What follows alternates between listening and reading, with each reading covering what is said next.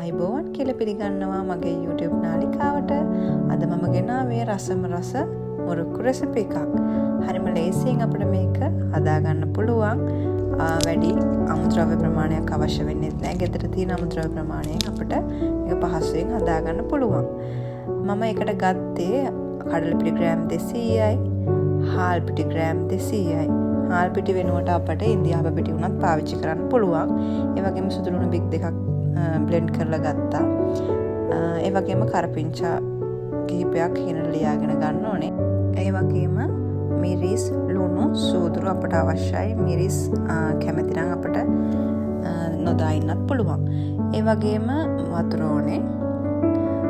මේ සියලුම ඉන්ග්‍රීඩියන්ට්ස් ටික අපි බෝල් එකට දාගෙන මේ ටික මිශ්‍ර කරගන්න ඕනේ.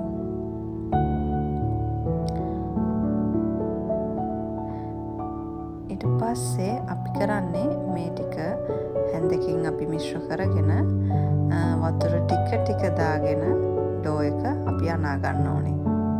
අපි මුරුක්කු හදනකොට අනිවාර්යයෙන්ම දාන්න ඕනේ සූදුරු කියන දේ. මොකද අර කඩේ තියෙන මුරුක්කු එකේ රස ඒ විදිහටම ගන්න ඕනේ නම් අපි අනිවාර්යයෙන්ම සූදුරු ඇඩ් කරන්න ඕනේ. ඒ වගේම කඩල පිටි අපි දාගන්නේ මෙතනදී ක්‍රිස්පි ගතිය හොඳට එන්න ගොඩක් කාලයක් අපිට ක්‍රිස්පි විදියට කන්න ඕන නම් අපි කඩල පිටි අනිවාර්යයෙන්ම භාවිතා කරන්න ඕනේ. ඒ වගේම දැන් අපි හොඳට මිශ්‍ර කරගත්තා. මේක මම අතින් තමයි පදම ඉතුරු ටික කරගත්තේ. මෙතනදී ඉන්දියාප්ප අපි හදනකොට ගන්න ඩෝ එකේ පදමම මෙතන ගන්නවා. අතේ නොයරන පදමට මේ විදියට අපි මේක අනා ගන්න ඕනේ.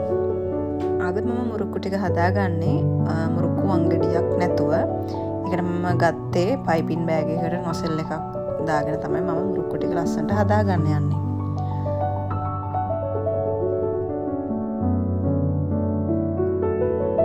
ඊට පස්සේ මම ඉන්දියාප වට්ටියක් අරගෙන ඒකේ තෙල් ටිකක් ගාලා මුරුක්කුව හිමීට අපට අවශ්‍ය ප්‍රමාණයට වට ගන්න මිරික ගන්නවා.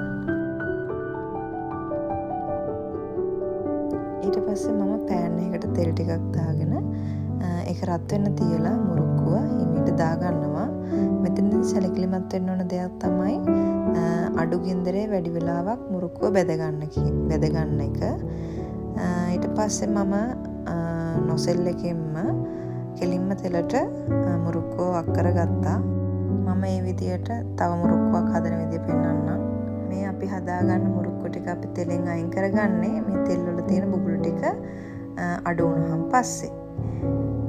ඊට පස්සේ මෙන්න මේ පෙන්වන විදියට golden brown color එක ආවන් පස්සේ අපි තෙලෙන් අයින් කරගන්න ඕනේ.